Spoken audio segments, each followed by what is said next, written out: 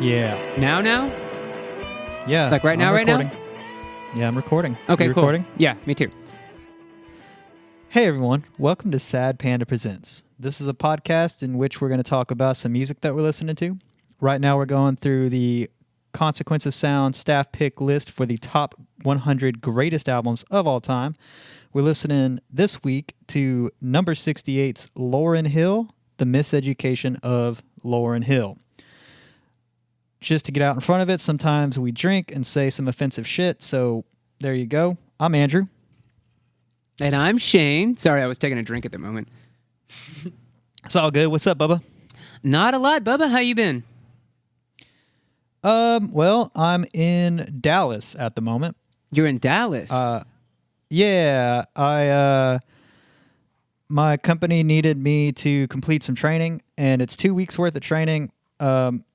So this week I'm in Dallas. I'll come back sometime next month because next week I've got a personal conflict with a day that I'm traveling. So just doing this week-long training now, and I'll come back another time. So it's been a lot of go sit in a classroom from 8 to 4 with a mask on at my own desk, and then come back to the hotel and order food and drink and watch TV and shit. Yeah, that's my life right now. It's all right. I know the feeling because actually tomorrow I start back to school. Hooray! So I'm going to be sitting in front of a computer from 8:30 to 3:30 for the next, tomorrow's Thursday, so Thursday to next Friday. Hooray! Yeah. So are y'all going back online at first? Yeah. We're doing online. We're gonna do online for the first 4 weeks. So the kids Good. actually don't get back to school until August the 24th, and then after that, for those 4 weeks, we're gonna do that. But depending on just kind of how everything goes and what's happening, they have a contingency plan to continue to be online for another 4 weeks, 2 to 4 weeks, depending on what TEA says and what's going to happen and all that kind of stuff. So we got plans. Good. No, man, I was I meant to ask you about this the last time we talked, but honestly, it just it slipped my mind because I was curious about how they're going to handle that because I'm in the camp. I don't think kids should be going back to school right now, especially with the latest ridiculous surge of cases that especially Texas had. Yeah, we kind of fucked up the summer, didn't we? Yeah, dude, we fucked really it up good and proper. We fucked it up. I mean, the U.S. as a whole has been the entire time, but man, this summer Texas just went from being all right, kind of middle of the pack, to being fuck you, I don't do what you tell me, and now everybody's sick and dying. So yeah, we definitely did. We definitely did Rage Against the Machine, and fuck you, I won't do what you tell me. Yeah. Yeah, for sure. We proper fucked it up, and we did. Proper. So public service announcement: wear a goddamn mask, please do that. I'm up to 3 actual people that I know who have passed away, right, like humans that I know. Yeah, dude, wear a fucking mask. In fact, you know what? I got a funny story. I was over in Mathis. Again, I've been working on this house, kind of demolishing it and all that. The other day, I went in to buy some Gatorade because we were fucking sweating our balls off. I went to get some Gatorade and a pack of cigarettes and things like that. And this dude walks in without a mask. And dude, on the front of the store, there are literally 4 signs that say, wear a fucking mask. So this fucking guy walks in and Lee's like, hey, get the fuck out. He goes, whoa. Well, I mean, she said it hey, you have to have a mask to come in. He's like, hey, well, I don't get Robert. He gives the Robert, I don't care. She's like, well, then you could go somewhere and then she said this, you can go somewhere the fuck else then. Get the fuck out of here. I'm not getting sick because of your stupid ass. Good for her. Dude, I was like, lady, I looked at her, I was like, lady, I wish I could fucking hug you right now because that's the fucking most appropriate thing you could have done. Hell fucking yes, Bo. That was awesome. Yeah. No, good for her, man. Like, fuck your argument of, well, I don't feel sick because fuck you. Neither did Typhoid Mary. Yeah. So, yeah, like it's out of control, but just wear a mask, please. And thank you. I mean, the scientists are right. You save a life. The scientists are wrong. You're uncomfortable for a few minutes. Fucking wear a mask. It's not that hard. It's really not, Brack. So, anyway. Anywho, yeah, that's our PSA. Please don't be stupid. Yeah. Was it, what's that line from the producers where they're doing Hitler, Springtime for Hitler? Don't be stupid, be a smarty. Come and join the Nazi party. Anyway, sidetrack. Okay, I have a question for you, Andrew. Shoot. How much should your microwave know about things? About what? About things, about time. Like, I get the time because, a microwave is a good timepiece. Right. Like for a clock. But how far should that microwave ask of you to punch in how accurate the time and date should be? Like, where do you draw that threshold? I have my microwave set on a 12-hour format, so you just punch in hour minutes. Like, it is 7:53 right now. And that's it, right?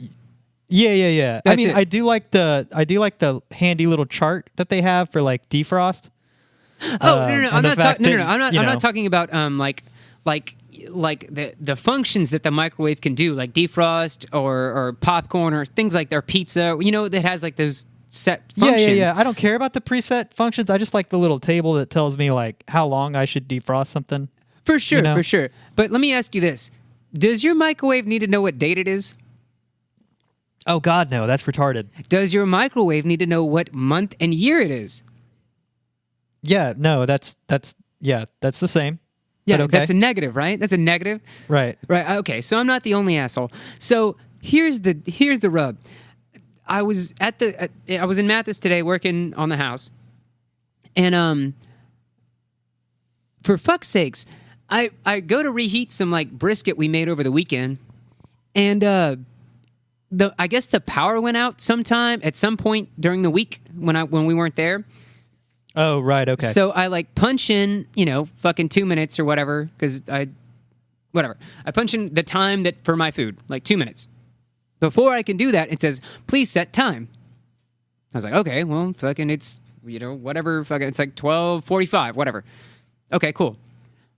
What's the date? What the fuck? Shit, I don't know. August the 12th, I think. I'm pretty sure it's August the 12th. What year is it? 2020. What the fuck? What? So I had to punch all this shit in before I could heat up my food. I mean, that's a minor inconvenience. Why? You're a microwave. Why do you need to know this shit? Like, it was like that. It had this moment of like that scene in Rick and Morty where the machine, like, he's like, you're built to pass the butter, so pass the butter. But what else do I do? That's what you do. You pass the butter.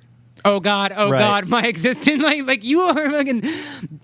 I had that moment in my head, and I also had the thought of, this is how fucking Skynet works. This is how this shit starts. This is how the goddamn robots rise against us. Why does the fucking microwave need to know what date and time? Like, you don't even know what date it is. Like, I mean, that's a minor inconvenience. But I don't think it's Skynet. Is your fucking microwave hooked up to your Wi-Fi? No, we don't have Wi-Fi at the fucking lake. We barely have cable. So I think Skynet's a bit of a stretch. It's stepping stones, Andrew. It's stepping stones. This is how we get there. This is that foot in the door communist shit. Like, let me put my foot in the door, and then this bit of a stretch. I don't I think don't- so. Look, I don't have any smart appliances, so I don't know. it's not a smart appliance. well, it's a fucking microwave. It was a No, it's an 2008 appliance. microwave. It counts. That's an appliance. Quote unquote smart.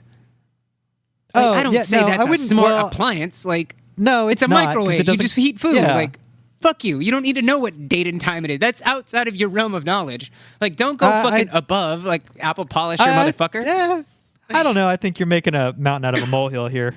I'm not, because this is how they take over.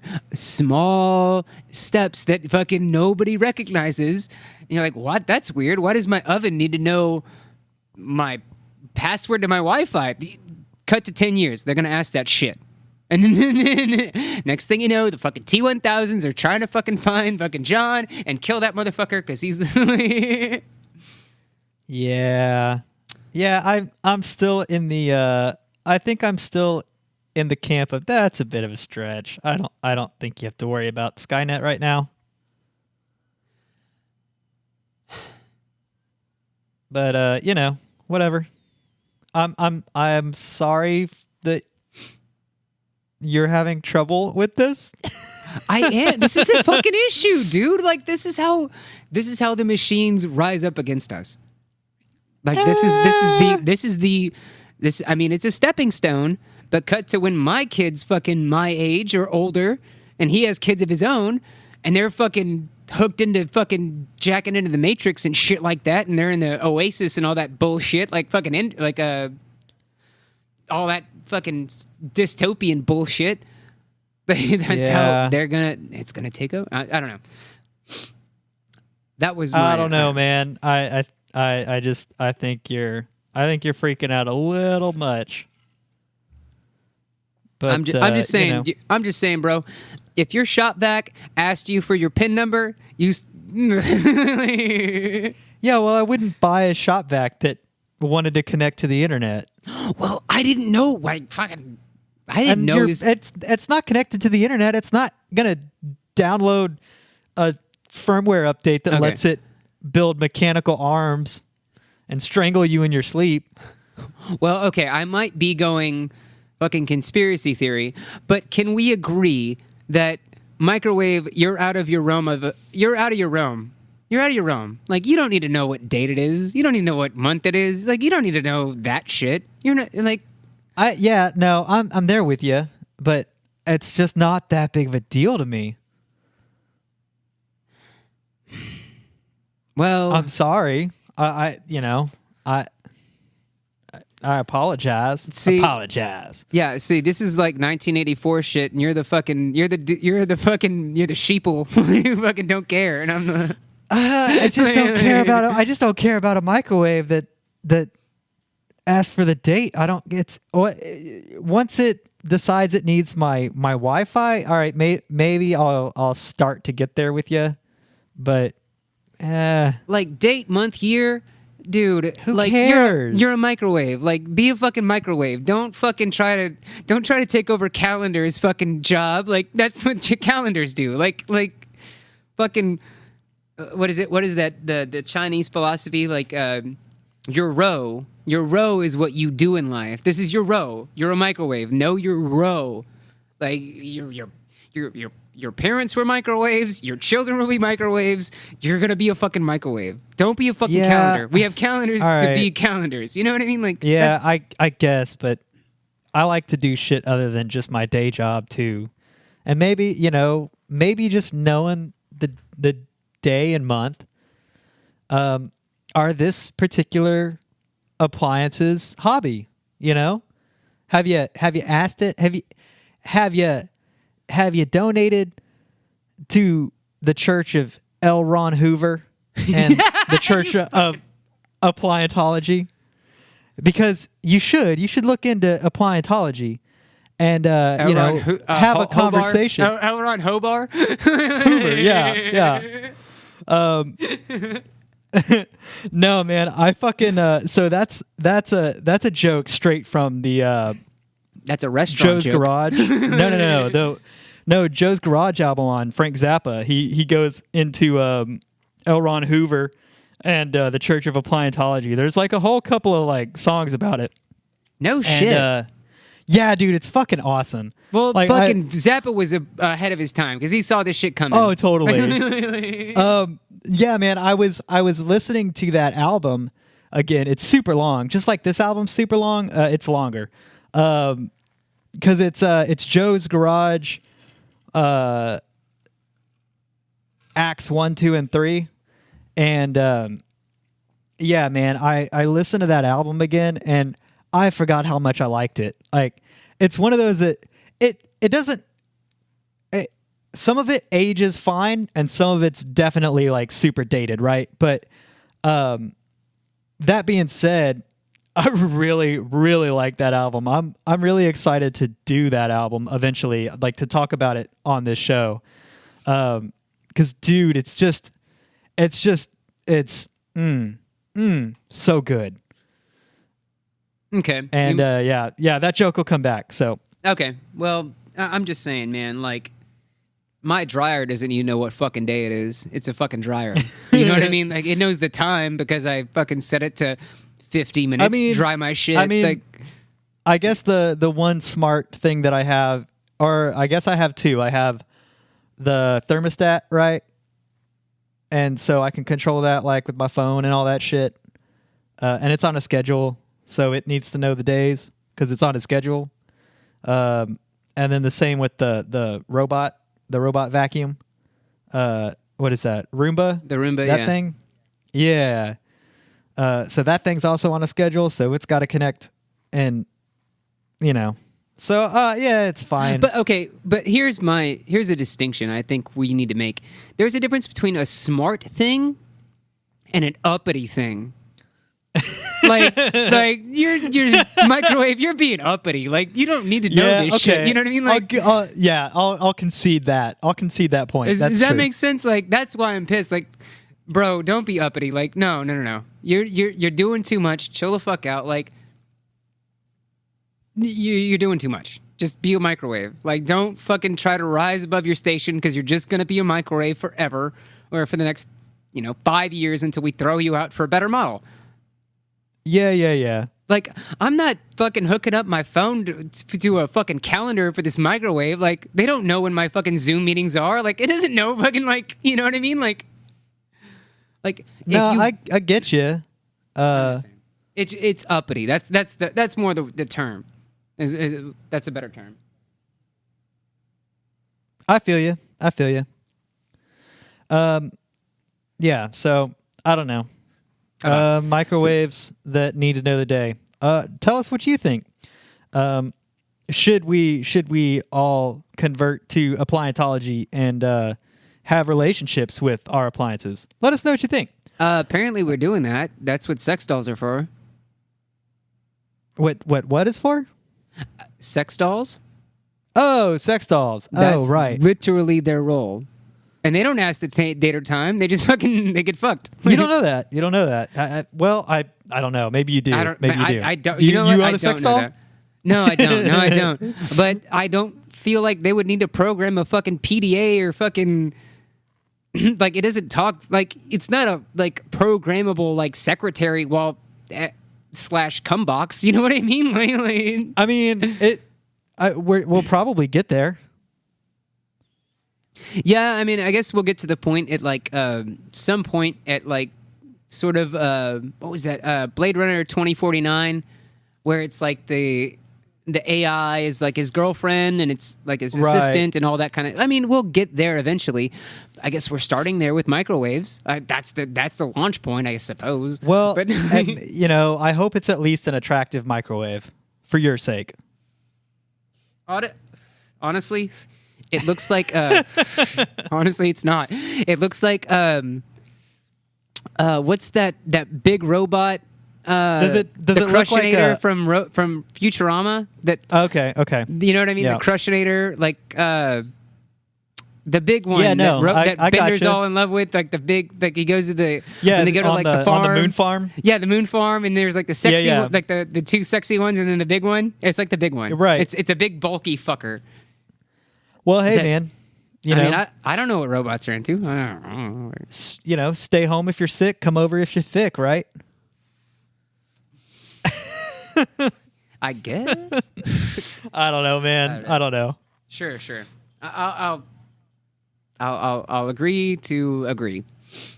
Yeah. All right. Well, so how familiar are you with Lauryn Hill? Well, I got a story about that too. Okay. When I was working at a restaurant and I was waiting and bartending there, there was a girl who worked there who was a bartender with me, and she was a pretty little thing, and she loved the Fugees. She loved the Fugees. She loved Lauryn Hill. She loved all that reggae stuff. And one day we were sitting with, like, it was after hours, and we were all sitting around drinking, and like the owners were there, and something came up about the Fugees. I was like, man, the Fugees are good. I think it just came out that somebody in the Fugees had gotten charged with like sexual assault or with a minor or something like that. Something happened that made it newsworthy. And we were talking about them, and we were talking about, you know, the Fugees are great. They're a great band. And, Gotcha. The bartender I was working with, the little skinny thing, she says, well, you know, I really love Lauryn Hill, and I loved her solo album. It was really, really good. And I looked at her and I was like, yeah, I've heard that. I haven't listened to it, and I know of Lauryn Hill, but I know two things about Lauryn Hill. She like mopped up at the Grammys, and she's a really good artist. And two, she does not like white people. And there was a guy behind me, Cody, who is not white.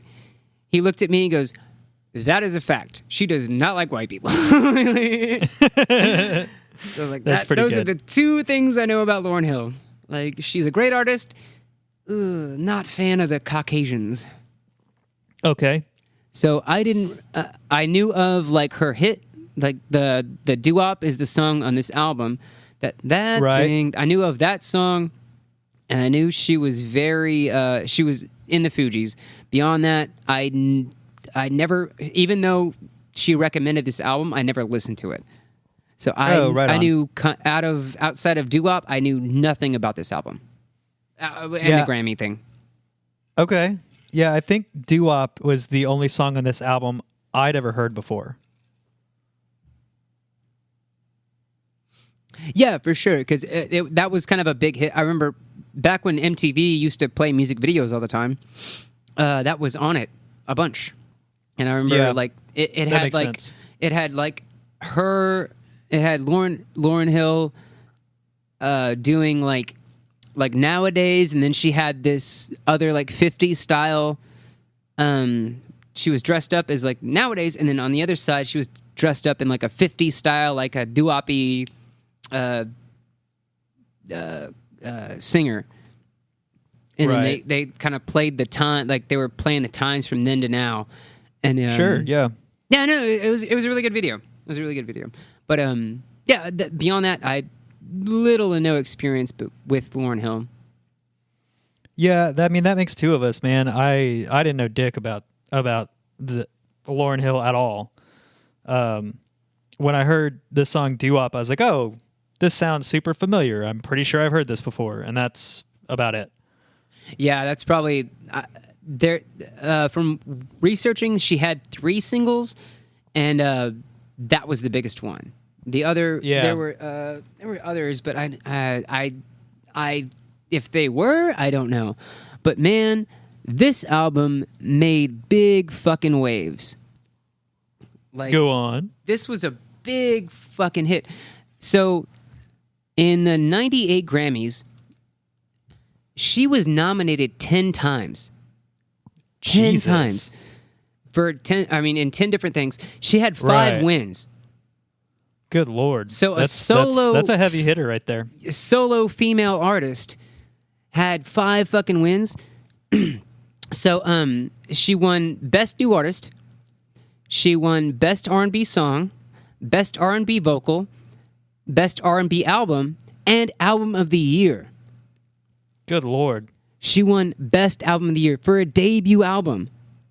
That's pretty outrageous. Fucking nuts, right? Yeah, for sure. And I don't know how you feel, but I see it. Like, this is a fucking really good album. Was it this album? Yeah, this was this album. Okay. This is actually this is her one and only solo album. Oh, She's never done this, and in fact, this dropped in '98. By 2001, cut to what? 4 years later, it's it's eight times platinum. It went platinum 8 times. That's super impressive. Yeah. Fucking crazy, right? Fucking crazy. It is. Yeah. It is. Yeah. Yeah. So yeah. Beyond that, just a little bit of back history, or back whatever. Basically,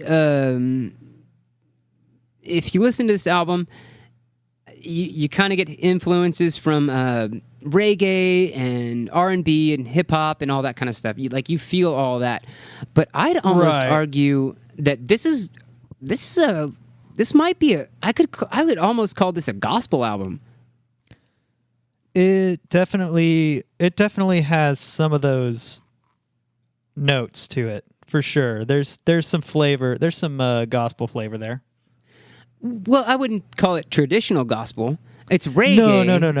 You know what I mean? It's like reggae, but it's almost like pan ideological. Like, it has reggae, it has Christianity, Muslim. It has a lot of influences from different religions. Yeah, I would say there's definitely. Yeah, I would agree with that. I think religious overtones are not uncommon here.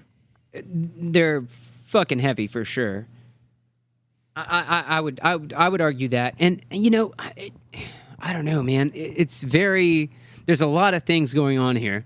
So the Miseducation of Lauryn Hill, the title of the album comes from 2 different books, and one is The Education of Sonny Carson and The Miseducation of the Negro, which are okay. And she kind of blended those together for this album, because in this album there's a lot of like undertone. There's tones of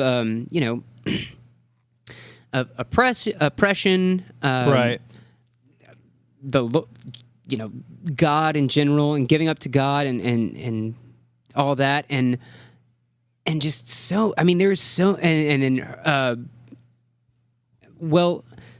during so what happened was she got pregnant in 97. Okay. And so you hear a lot of those songs about her pregnancy and her choice to keep the baby, and talk about what it is to be a parent, and to love somebody who doesn't reciprocate that, and we can get to songs in a minute, but there's a lot of things going on in this album, and it's very woman-centric, which is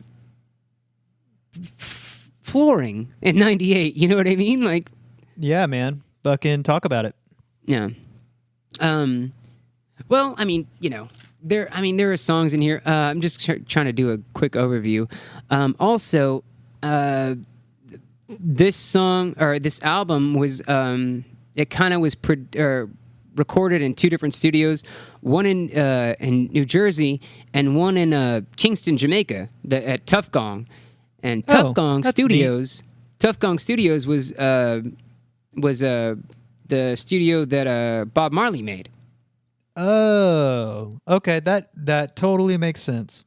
So now you hear all that like Jamaican stuff, like when she says "non-violent, run for me, gun." Like when she does that Jamaican, like those Jamaican riffs, right. It's because like she lived in Jamaica, because I think her son's father was one of Bob Marley's kids.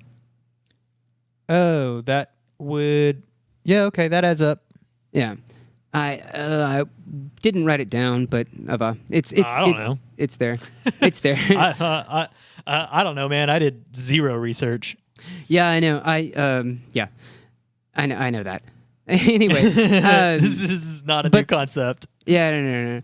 But the real fun thing that I really enjoyed about this album was the I love those interludes that they had with the teacher talking to the classroom. Like the kids in there talk about what's love, what does this word mean, what does that word mean, what is, and they're like, man, that's a teacher thing. That's a teacher, like, he has these students engaged and they're talking about things and concepts and riffing off each other and, where did you hear about love? Like, have you heard songs about love? What is love to you? And then they break it down themselves. Like, they give their own definition of what love is from the student's point of view. And that's like, dude, that is high as far as a teacher goes. That is high level. That is what you want. That is high level engagement. That is high level, like, thinking and like turning words into their own concepts and having them understand that and all that stuff.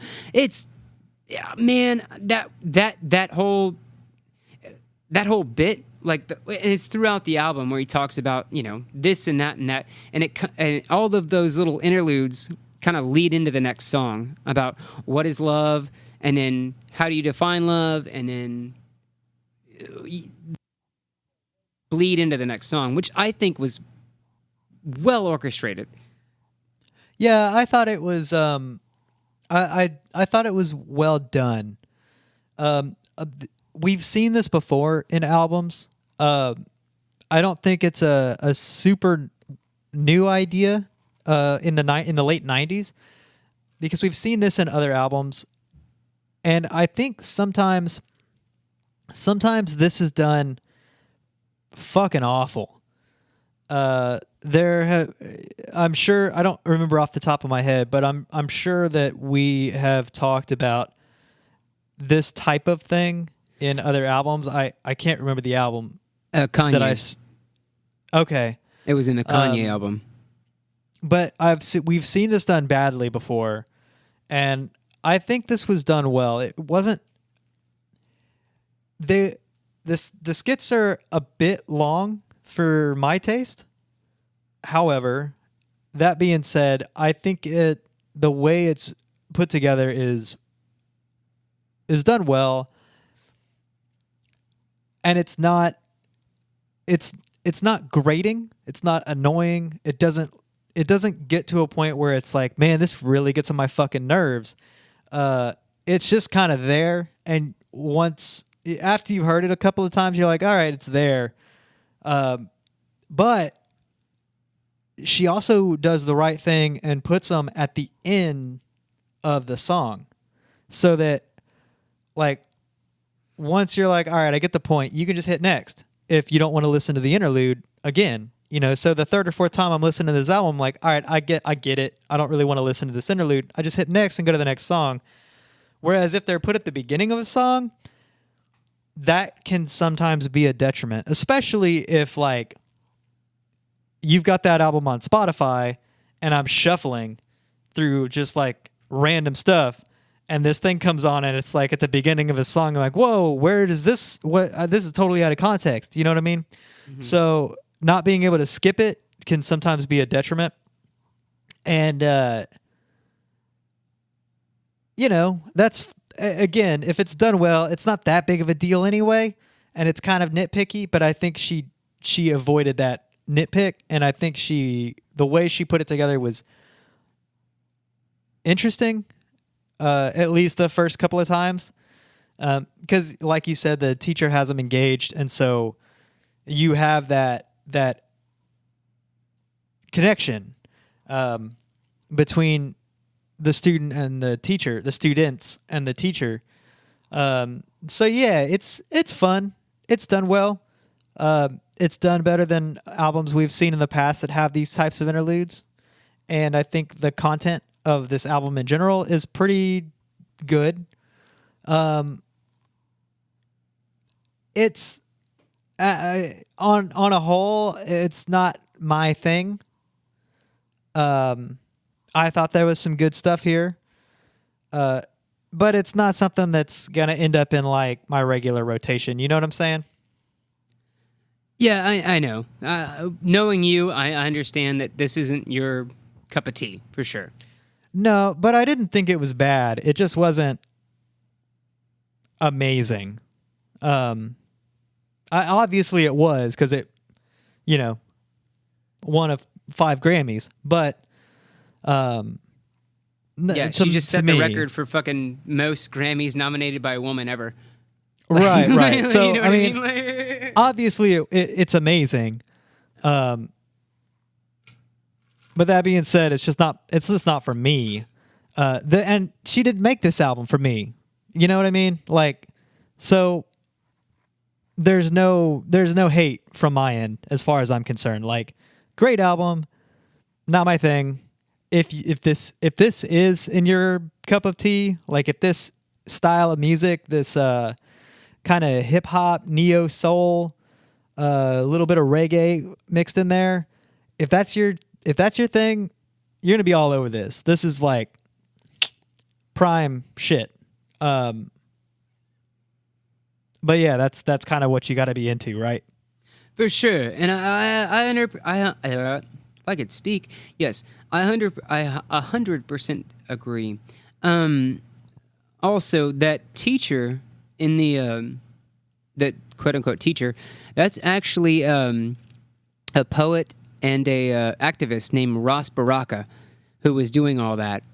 And okay. Man, all those bits where he's like asking questions of the kids and they're like responding and he's like, all right, go on. Tell me, like at one point he says, don't tell me what Webster says about love. Tell me your definition of love. And then he like comes up with his own thing and like, he talks about, the guys never said they were in love, but you know what I mean? Like, it was such a, that's a genuine, like, I don't know. It felt like a genuinely good teacher doing something and talking about a concept that was amazing. Like it was so refreshing to actually to hear these kids coming up with like, what's the song about love? Love. There ain't no song called Love. Yeah. No, it comes off as like, it comes off as very connected. This teacher has a connection with these students. He's built a repertoire with them. It's all very heartfelt. Excuse the pun. It's just so genuine that it couldn't be anything but genuine. You know what I mean? Well, I mean it could because it's a skit, but like, it had to have been genuine. I feel like it had to have been a genuine, like sit down group of kids and we're talking about this subject. Could be. It could have been done that way. I don't think that could have been written out or planned. That had to have been organic. Could very well have been. It had to have been. I guarantee it had to have been. I mean, it was obviously planned, like to the extent of we're going to sit you down in a room full of kids and y'all are going to talk about love. Well, I mean, the idea, like the initial situation for sure. The concept, yeah. The concept for sure. But what is said, nah, man, that was organic as shit. Yeah, could have been. Even at one point where that kid, where he has 2 things that I remember very distinctly. He's like, I'm going to get you on a bullhorn and you need to ride around the city and talk about that. And he's talking to where this girl is talking about love and she says something like, you love that person unconditionally. You might not be in love with them, but you're still going to love them. You know what I mean? Yeah. Like, yeah, no, like I said, I could totally, I would believe if somebody was there and they told me, no, that was just an organic conversation, I would believe that. I don't know. That was just me. And it just, again, I'm a teacher. So that was a really cool conversation that I think they had like, a good 30, 40 minutes sit down and just had a conversation about all of these things. And they just brought up whatever the fuck came into their heads, which is neat because it bleeds into the songs that go into like the girl that says like love is unconditional, even though I don't I might not love you. I might not be in love with you, but I love you. That leads into one of the songs where she's talking about her. I used to love him, which bleeds into I used to love him song with Mary J. Blige. Right. And then I used to love him. I don't anymore, but that kind of shit. So that was kind of neat, where they took this conversation and took snippets and placed it where it fit in the album, talking about love and different kinds of love. I thought that was very, very forward thinking. Yeah, I'll give you that. I would agree with that. So I mean, all right. Well, talking about songs, what are some highlights for you? Highlights for me. I'm gonna have to go with. Let's see. I guess I'll start at the beginning. Lost Ones. Oh my God, Lost Ones. Okay. Man, that beat is badass as hell. The beat's badass as hell. This song is about the Fugees breaking, like, because she was in the Fugees and they broke up, and oh, you win some, but you just lost one. Got it. Yeah. So fuck you, breakup song. Yeah. That makes a lot more sense now. Yeah, but she fucking spits like a motherfucker. Like, that is one of the best songs in this album, because she just flows. Like, her flows are fucking fantastic, and it has that Jamaican sound. Like, it sets you, like, that song sets you up for what to expect about this album. Like, it's very like, here's what's gonna happen. It might get a little more heavy, it might get a little more light, it might get a little more whatever, but that encapsulates the entire album. And that is what I love when any band does that. When the first song sets you up for here's what to expect for the rest of the album. I love that. I love that when they do that. Yeah, I'll give you that. Yeah. Let's see. Another. Well, how about you? You give me one that you liked. Okay. Well, that song leads into X Factor, so I'm gonna say X Factor was a highlight for me. X Factor. That was actually one of the hits that, or the singles for this album. I didn't know that. Yeah, of the three, it was X Factor, Doo Wop, and there's another one that I can't remember. But I guess we'll get to it. Yeah. So, what do you like X about Factor, that song? Man. So, this song, the first time I heard it, made me think about Tasha. And the reason for that was the way she sings this song. I thought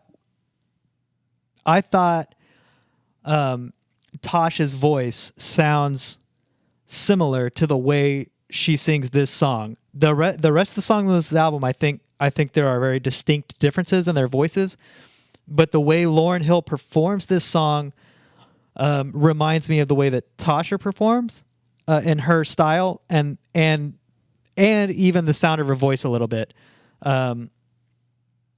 Re-listens, the sound of the voice became a little bit less, but definitely the style and so for me, just because of that simple fact, I was like, one, it's a good song. Like, it's a very pretty song. I think this is I think this song has a really pretty sound to it.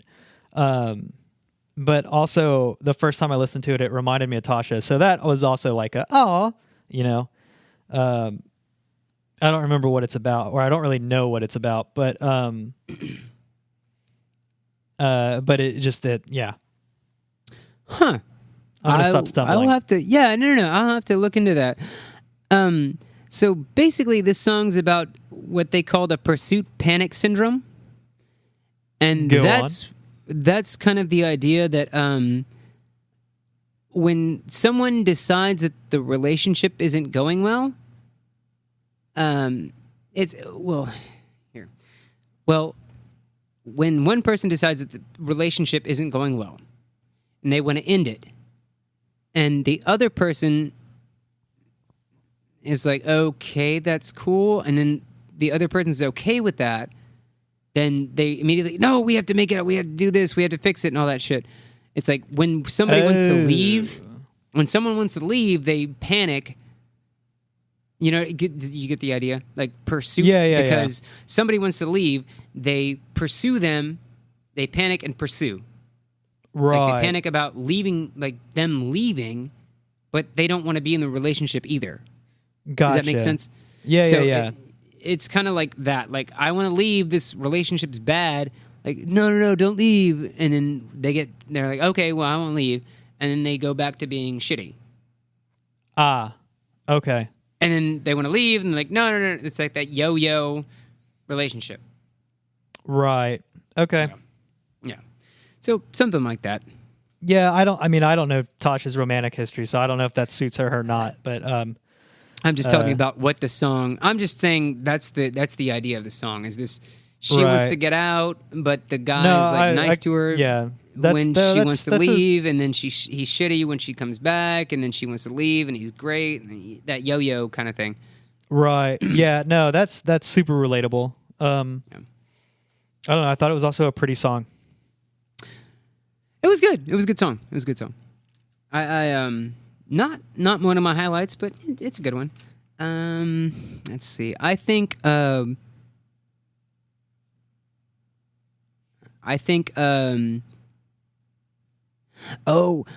Hour. Okay. Final Hour. Get the money, get the power, but when you look to the final hour. So I love this beat. I think that beat is phenomenal. What's that? Is this the one where the when they hit the bass drum, it sounds super loose? It's like do. Is that this beat, or is that Superstar? Oh man, I couldn't tell. I think it's Superstar that you're talking about. I want to say it's Superstar, but I'm not. But both of those songs, actually, Superstar and Final Hour, are kind of one of the star things that I did. I thought Superstar was really good. Oh yeah, I love that. It's a good one, and I like the idea that where like fame can stop creativity. Like that's the idea. Like when you get so famous, it kind of like what's the line? Something along the lines of it's like, tell me your philosophy of exactly what an artist should be. Should they be someone with prosperity and no concept of reality? Is it that one? No. The main part where it's like you like the chorus. I can't remember. Come on, baby, light my fire. Everything you drop is so tired. Music is supposed to inspire. How come we ain't getting no higher? That's the one. Yeah, it's like that pseudo Jim Morrison. Yeah. Where it's like the idea that basically, if you are famous, like it's that duality of can you still be creative and famous at the same time, right? Or does that fuck it up? I think no, it doesn't. Because a lot of people get famous and then get real heavy into drugs and then get even more creative.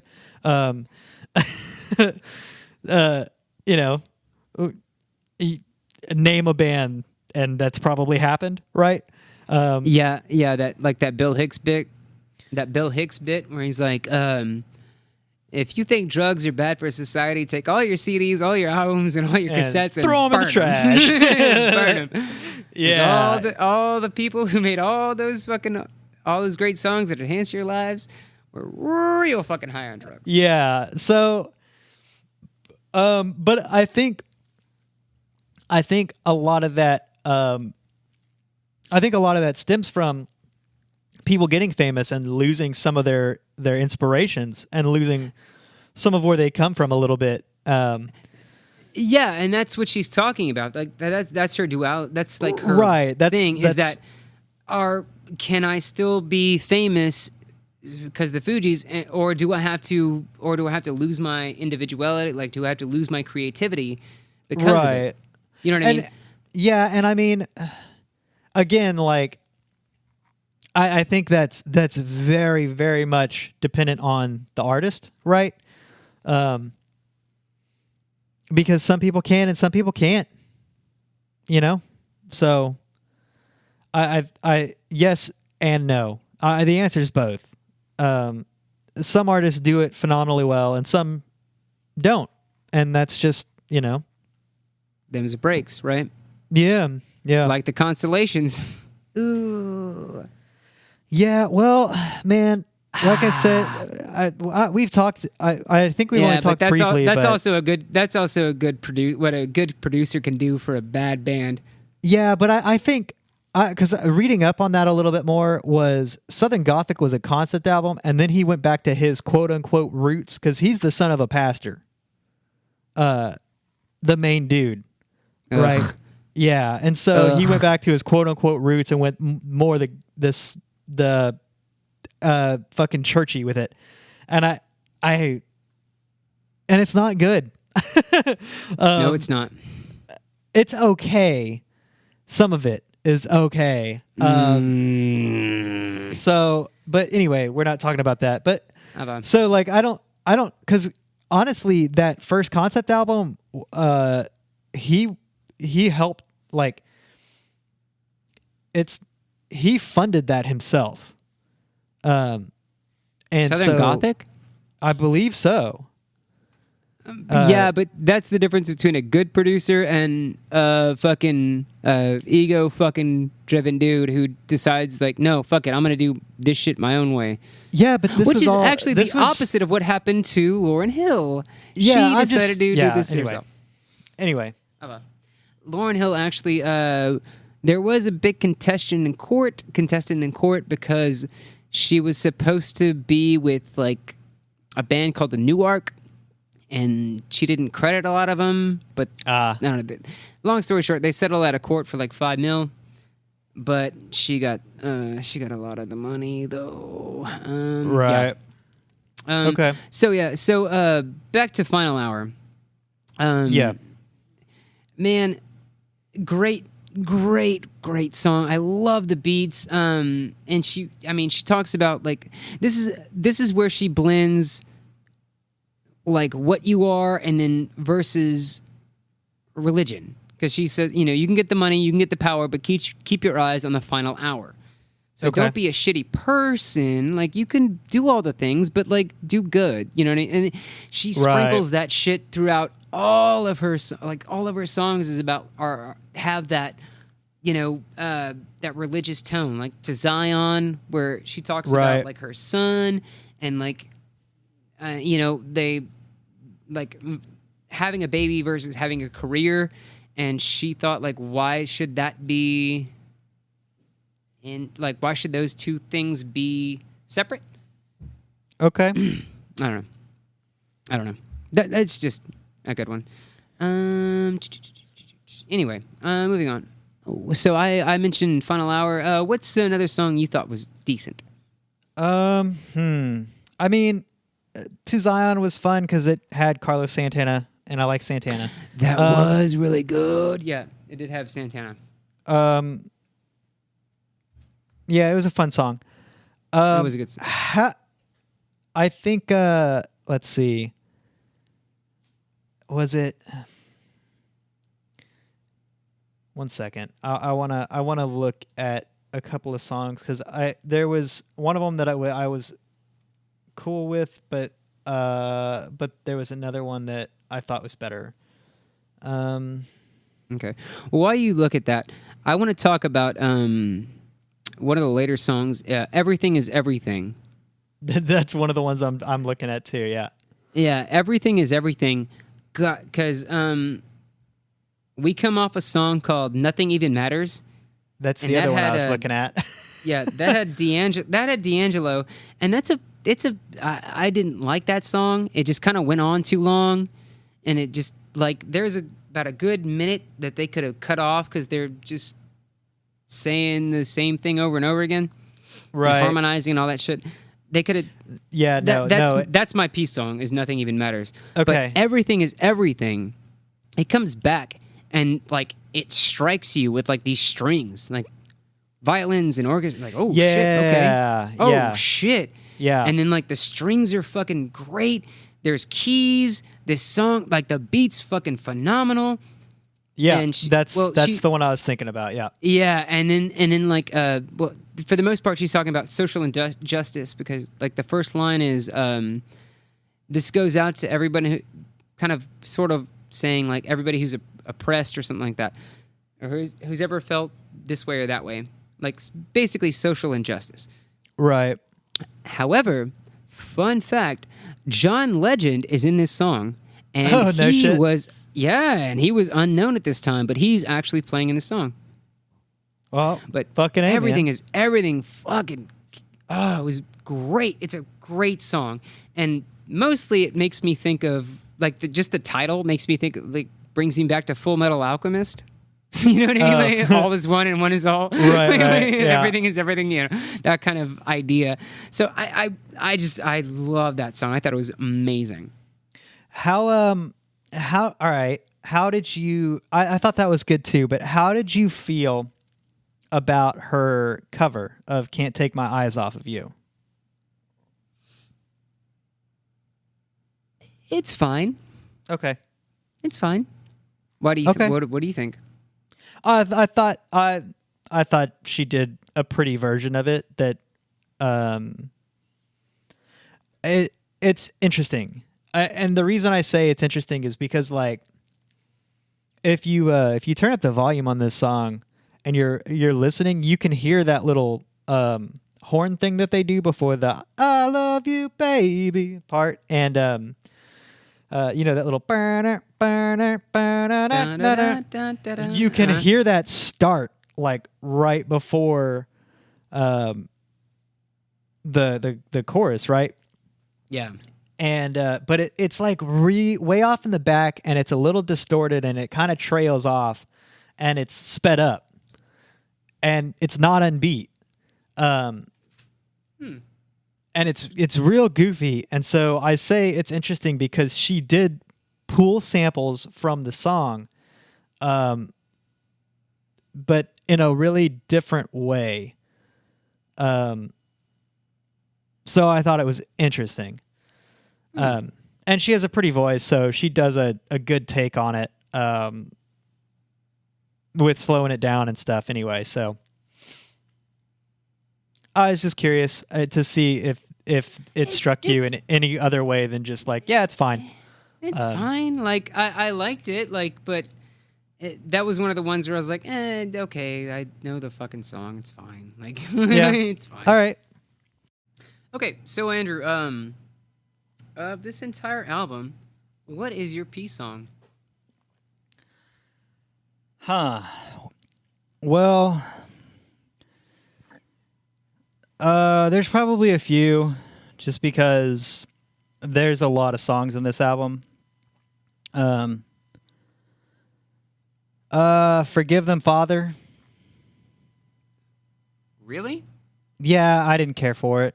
It was fine, but whatever.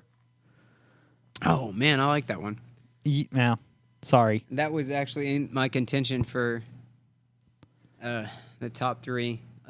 That's a good one. I think it's a good one. I don't know. Again, that's one of the songs that go into that Christianity, because she mentions Brutus and Judas and Caesar and all that shit. I think it's good. I don't really remember When It Hurts So Bad, so I'm gonna kind of put that in that category. That's the one with Mary J. Blige. No. No, it's not. That's, no, it's not. That's I Used to Love Him. Yeah, that's. I'm sorry. I used to love him. Yeah, my bad. So, well, of those, which is your number 1 peace song? I don't know, man. I don't know. Kind of a coin toss. I mean, at least I can remember Forgive Them, Father. So, like, I guess that's more memorable. I don't really remember a whole lot about When It Hurts So Bad. So I don't know, unless I mistook that for something else that was memorable. But I don't know. So probably that one. What about you, man? I know you mentioned Nothing Even Matters. Yeah, that's the one. Nothing Even Matters. Even though it does have D'Angelo on it, like she has a guest artist on there. And let me see, what was D'Angelo in? Let's see. I know the name, but I can't remember his hit. Let's see. I don't know. D'Angelo. I'm gonna look it up. Give me a minute. Give me a second. Okay. I should have done this while we were peeing, but Yeah. I didn't. Yeah.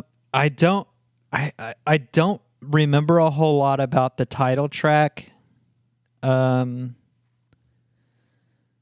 Every Ghetto, Every City was just kind of fine.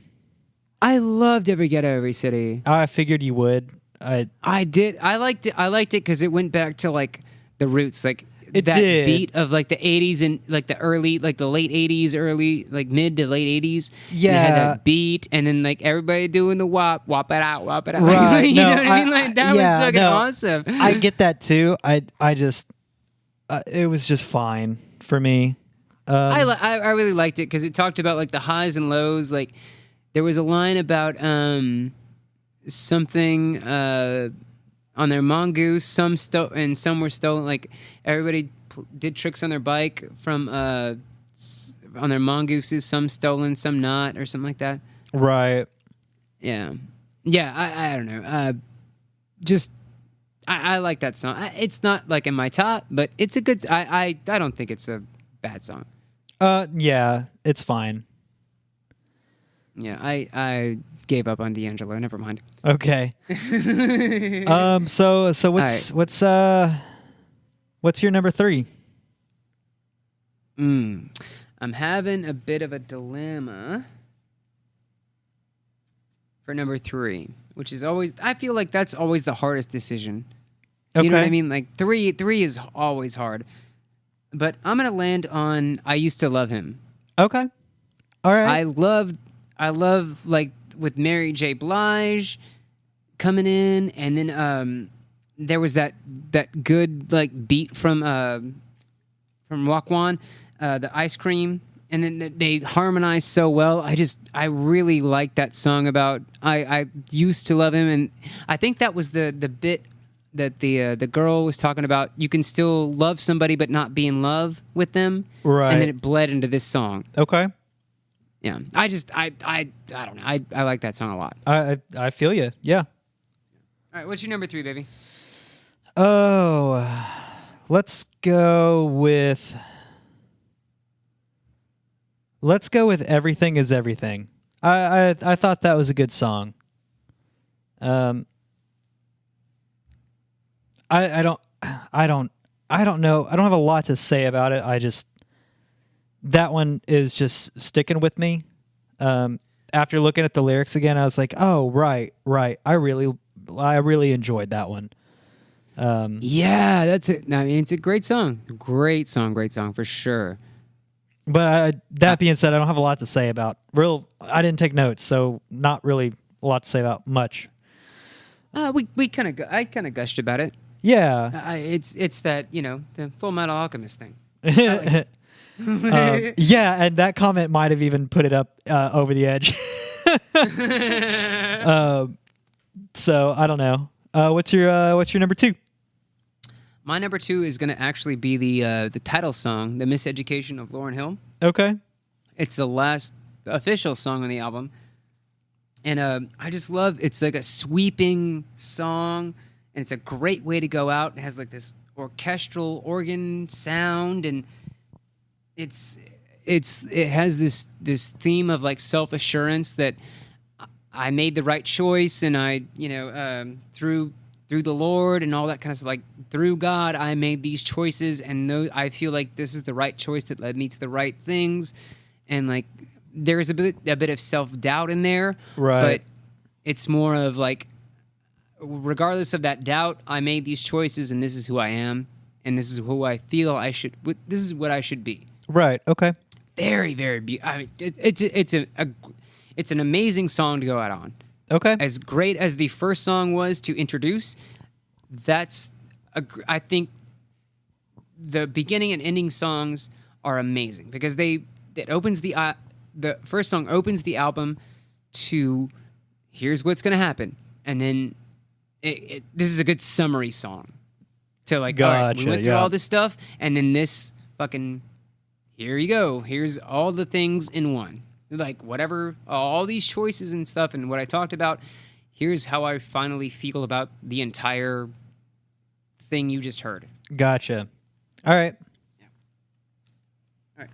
So what's your number two, Bubba? Or wait, no. Yeah, number two. I think I'm gonna say X Factor. X Factor. Yeah. Why is that? It was the first song. Lost Ones was a good introduction. I'll give you that, and I enjoyed it. X Factor, for some reason, it instantly just caught my attention. The first listen through, especially, this song just stuck with me. And it reminded me of Tasha, so it has to get a bump for that. Gotcha. Okay, well, right on. So yeah, what's your number one? I have to go to my trophy thing, a fuck you breakup song, Lost Ones. Yep, I kind of they broke up expected with that. The Fugees. Yeah. They broke up with the Fugees, and again, like, I love that she opens and closes this album just amazingly, and fuck it, lost one. You just lost one. You might have won some, but you just lost one. Right? Yeah, I thought that's a good stick it to. Yeah, I thought it was a great line. Yeah. All right, Bubba. What's your number one? Everybody's waiting. We're all on the edge of our seat. Nah, nobody's on the edge of their seat. Nobody gives a shit about what I think about a Lauryn Hill album. I think I'm gonna go with Superstar though. Superstar. Yeah. Oh, okay. Why is that? I don't know. It seemed like a fun song, and I liked the whole. It's hard to describe. It just felt good. It just felt good. Yeah. Okay. Well, nothing wrong with that. So fantastic. You're our lyrics guy. Do you have a line of the album for this one? The one time I didn't read all the lyrics because I was doing stuff like for the last 2 days. Oh my god. It's okay. Shit. It's okay. I don't either. Fuck. I don't either. I knew you'd fucking put me on the fucking. Hold on. Let me think of one. You don't have to. I don't either. I was just curious because sometimes there's a fire line that just sticks into your head. And no, you know what? There is one, and I mentioned it earlier. It's in Lost Ones, and she says something about me non-violent, but come test me, run for me, gun. Like, you know okay, what I mean? okay. Like run for me, or there was actually. Hold on. Let me pull up. The one with Psalm where she talks about Psalm 75 or something like that. That was a really cool line. Or the Jesus, the Caesar, Brutus, Jesus, Judas. That was a fun one. Okay. Oh God. It's all good, man. I'm looking through Lost Ones, and I'm not. I just I don't see it immediately. But I've also had a couple of beers, so. Yeah, the one time I don't have like everything written down. Like the one time you asked me for that. It's all good. It's all good. I am not ready. I wasn't ready. Oh my god. Fuck hold it. on. You know what? Hold on. Give me 1 second. I think she has a good one.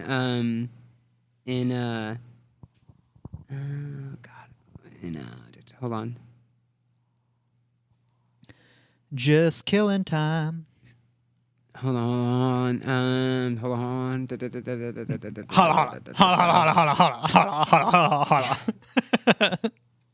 That's more bullshit you have to edit out.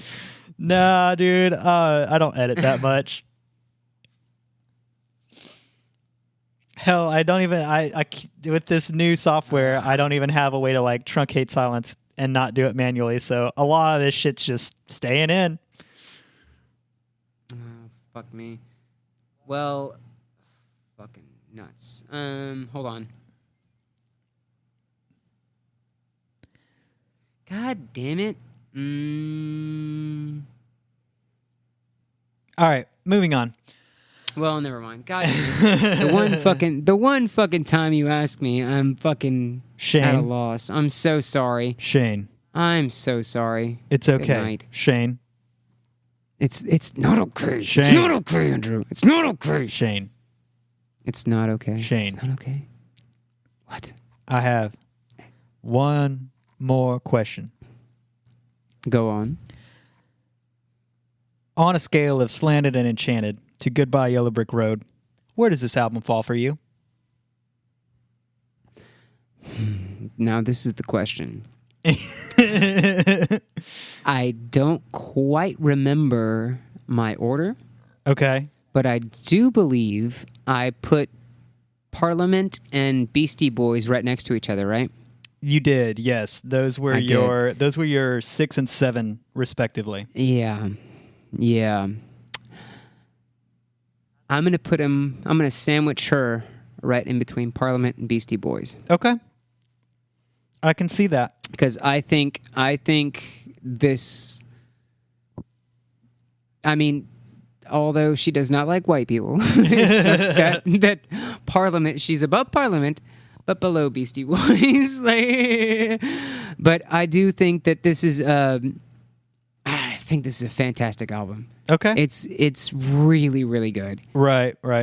And if it wasn't for the Beastie Boys having so much nostalgia for me, it would have been, you know what? Fuck it. I'm going to put her over Beastie Boys. Fuck it. Okay. I'm going to put her over Beastie Boys. All right. She's over Beastie Boys. So this is pretty much top of the pack for you. Yeah, man. I think this album it hits so many things. It hits, fuck you breakup songs. Yeah. It hits religion. It hits having a child and choosing between your career and a child. It hits injustice, like social injustice. It hits so many different things. And she is a fucking fantastic lyricist. Yeah, and she has a spits hot fire. Yeah, and she has a powerhouse voice. And she can sing too. Yeah. Like that is phenomenal. Like she is, man, she's fucking aces. Yeah, and that's something I think we've kind of understated or downplayed maybe. But yeah, this Lauryn Hill can sing. Like, she got some pipes, man. She really does. She has an amazing voice. She really does. Yeah, and this album, and you know, you're right. This album's put together well. Play that a lot. She does a lot of unique things. She brings in horn section. She brings in keys. She brings in, some. And they're all live musicians. Like yeah. Every instrument you hear are live musicians. Right. And like she produced this album by herself. It was mixed by Gordy Williams, but she wrote this album, she produced this album, and she did all the performance. She busted her balls to make this album happen. Like she did it all kind of on her own. Sure did that, which is amazing. Yeah. Just the fact that she had this talent and she was approached by a bunch of different artists, like record labels and stuff like that, and she went, nah, I'd rather do it all by myself because I have a vision and I want to keep doing. I want to keep it in tune with what I want to do. Right. And she turned down a bunch of people, and they were like, all right, I respect you for that, but it's gonna be hard. She's like, well, fuck, I don't give a fuck. Yeah. Yeah. I'm sorry. I really under fucking sold how much of this she did. She did like a good fucking 85% of this album. Yeah. No, she's solid. Totally solid. Yeah. Anyway, I'm sorry. You brought that up. You brought that up. We undersold her. We definitely undersold her. We didn't talk about the level of talent here, and I thought something you said put it in my mind, so I was like, all right, well, now's the time to, fucking say this. Yeah, no, she fucking did all the, and she was pregnant at the time. And she was pregnant. Yeah. So, yeah, nah. And one thing she says is that when she was pregnant, it gave her more creativity. Like, that's why she wrote this album while she was pregnant, because she felt like being pregnant gave her more inspiration, right, to write this album. And she's a fucking inspiration. She's a fucking inspiration. Okay. To everybody. Yeah. No. Anywho. Agree. I'm done. Anyway, so Andrew. Yes. On a scale of Slanted and Enchanted to Goodbye Yellow Brick Road, where would you put this album? So, as we've discussed, this wasn't really my jam. That being said, probably somewhere around Siamese Dream. Top half. Okay, so over. So it's over 500. Yeah, what I'm saying is probably somewhere around Siamese Dream, maybe Wish You Were Here. And for me, that's like right at the bottom of my top half for that set of albums. So somewhere between like 9 and 10? Yeah. Okay. Yeah. So middle of the pack. I'd put her.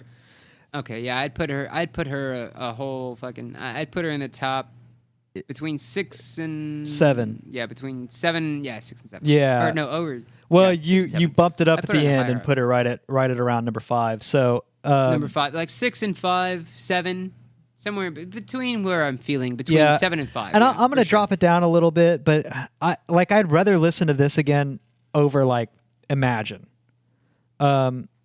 I'd rather listen to this over most of the Tommy album. There was some good stuff in there, but so there's a couple of standout songs on that album that I would rather listen to. But for the most part, I think this way outclasses that album as far as just like listenability goes. I think Tommy was revolutionary in what they did, but it's a dog shit album. I don't think it was a dog shit album. I will fucking die on that hill. I don't give a fuck. That is a dog shit album. It sucked. I disagree. I don't think it sucked. Everything is terrible. It was all bad. Yeah, the parents were bad. Tommy was bad. Everybody's fucking bad. No. Everybody's fucking shitty. But everything was bad, but it was written that way on purpose. It wasn't written that way as like this was meant to be a good story. This is a dark fucking story. It's the birth of a supervillain. Anyway, so I'm just saying I think this outshines that as far as content and overarching talent, and so yeah, I'm putting it right at the bottom of like top half. So there you go. That's where I'm at. So fantastic. I don't know. You got anything else on this album? Not on the album, but I do want to talk about something. Go ahead. I want to talk about that we were recently on the Champ or Chump. We were, yeah. We probably should have talked about this at the beginning, but all right. Yeah, no. I know. I hate to do this as a tail end, but we were on Champ or Chump. We were, and that was a fun experience. Dude. I love doing that. That was really, really. That was a really good time. Yeah. I think I think I speak for Andrew when saying like that was one of the most fun nights I've had in a long time. For sure. Yeah, it was an absolute blast, and I don't know if Kyle or Ryan listened to this shit, the dog shit podcast we produce. But if you Yeah, do, nobody does. It's fine. if you do, thank you. That was a lot of fun. It was a lot of fun, and here's what I'm going to talk about. On Monday, I didn't make it back to watch the newest Champer Trump, which had Zeus Laser, Dude, Zeus, sorry, and Matt Cowan, who I know. I didn't know. I don't think I've ever met Dustin, but I know I've chatted with Matt for sure, like on our group chat thing, right? And then I know I've met Zeus in the flesh, 'cause right? He did that Mega Man. He had that Mega Man costume. Yeah, yeah, he did. And man, they had in their music round, it was all hip hop. And son of a bitch, oh god, I was fucking like screaming at my computer. Yeah, like, but you cleaned up in our music round anyway. You got the vast majority of those points. Yeah, but imagine me on a music round with all hip hop. Oh yeah, you would have cleaned up. God, like I was like, I knew a lot of. I would have destroyed on that one because I knew all the fucking artists and songs and like Right. I was like, like I was losing my fucking mind. Well, like, because Ryan, man, fucking, when we were on that, like, I went in after the first couple rounds. It's like, all right, I actually stand a chance here. Like, I'm tied for first. Like, all right, I cleaned up real well in that fucking superhero movie round, and then it just went to shit, and I just couldn't get points after that. So, yeah, that superhero comic book thing, that fucked me up, and I do apologize because I do listen to the Cape Podcasters. Since we're just throwing out fucking call outs, we're doing this. I do listen to you guys, but for the life of me, I couldn't remember fucking Howard. I knew the duck, oh, yeah. but I couldn't remember Howard. Like, yeah. For the life of me, I was like, the duck, what's his name? No, I was freaking the fuck out. That one, the reason I was able to pull that one is, one, I've seen the movie a couple of times. And then two, it was just like, there was a couple of little things he threw out there that I was like, that can only fucking be Howard the Duck. Like, there cannot be another movie that fits this. No, they said duck, and I was like, it's the duck, but what's his fucking name? Oh, yeah. Son of a bitch. He looks like fucking Indiana Jones. I've seen him in the fucking comics. God damn it, what's his fucking name? Like, I was like, Edward? No, that's not it. Julius? Why Julius? Like, regardless, my brain just like, locked the fuck up. Regardless, it was a lot of fun. We won't spoil anymore. I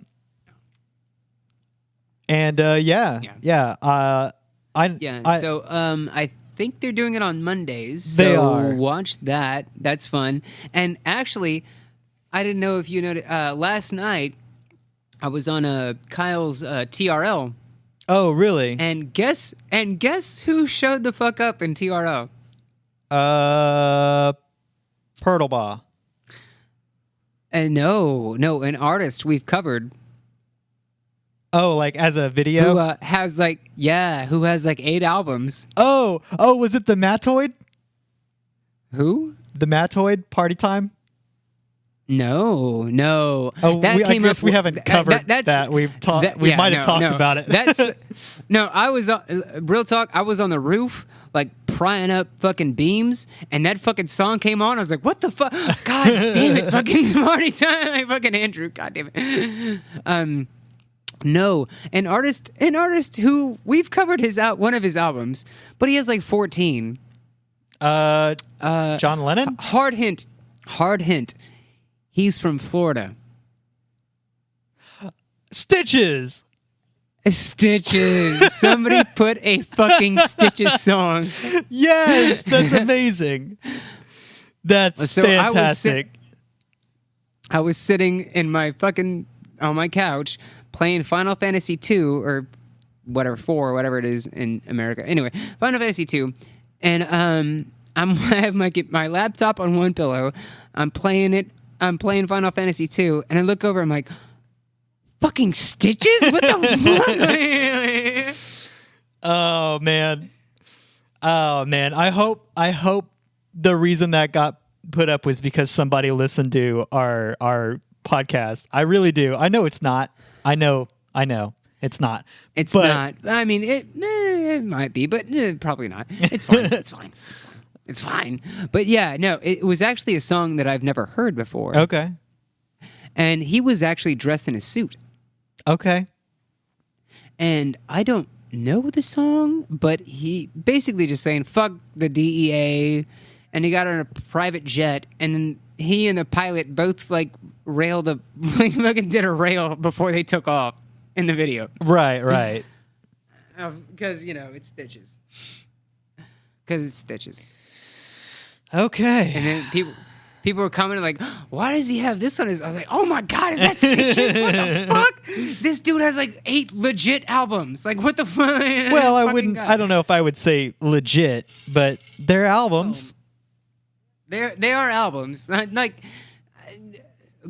they are legitimate, like, insofar as they have been made and released. They have been mass produced, and I believe you can find them on Spotify. Yeah, probably. Yeah, and he has like 8 of them. Yeah. That. Yeah. And so I was. Have you seen the movie Spring Breakers? No, I haven't. No. I it's something that I wanted to get around to and just never did. I feel like, well, when you watch it, if and when you watch it, the guy in that movie, it's James Franco, who looks like James Franco hung out with Stitches for like 2 weeks. Kind of what like Johnny Depp did with Hunter S. Thompson. Right. To do Fear and Loathing. Like he hung out with him for like 2 weeks and like got into his vibe to understand his character. So like when you see Johnny Depp in Fear and Loathing, no, I get it. He has that thing. Yeah, I think that's what James Franco did with Stitches. He just hung out with him for like a week, right? And then like he's like, "All right, I got this." And then, dude, it's fucking Stitches. Like that movie just screams this fucking guy. All right, it's crazy. Well, it's gonna have to move up my list of to be watched for sure. Yeah, man, it's check it out. It's yeah, I will. I'll get there. Yeah. So anyway. Sorry for the side tangent. Like, the 20-minute stinger. So thanks for listening, everybody. Find us wherever you get your podcast. If you want to talk to us, hit us up on Facebook. We're at Sad Panda Presents Podcast, if I remember right. Next time we're going to be talking about Leonard Cohen, songs of Leonard Cohen. Songs of Leonard Cohen. I don't really know much about Leonard Cohen, so sure, let's check it out. I'm not looking forward. No. It'll be fine. I know he does the remember that the Buckley version of Hallelujah? Okay. Hallelujah. No, I do. Yeah, gotcha. Yeah. He was the first one. Ah, okay. And I cry at Buckley's version. Yeah. I feel nothing for Leonard Cohen's version. Well, okay.